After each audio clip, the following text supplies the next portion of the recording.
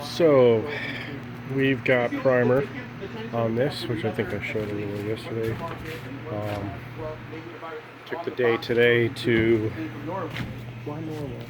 fill all of the little pinholes and inconsistencies in the filler that we did before primer. There's definitely little pinholes and little spots of mist and that kind of thing. Okay, it doesn't pass because.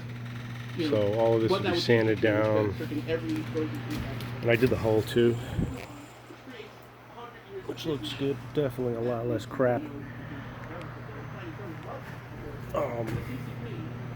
Most of the repairs are in the toe rail, really. So I'll be sanding all of this down together with 320. I might hand sand some of it with 220 just to get through, and then run back over it with 320.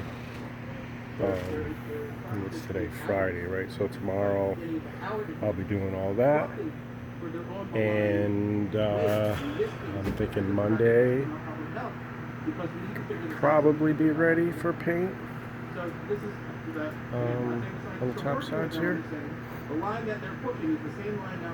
So a couple days watch the paint on here. Looking good for that anyway.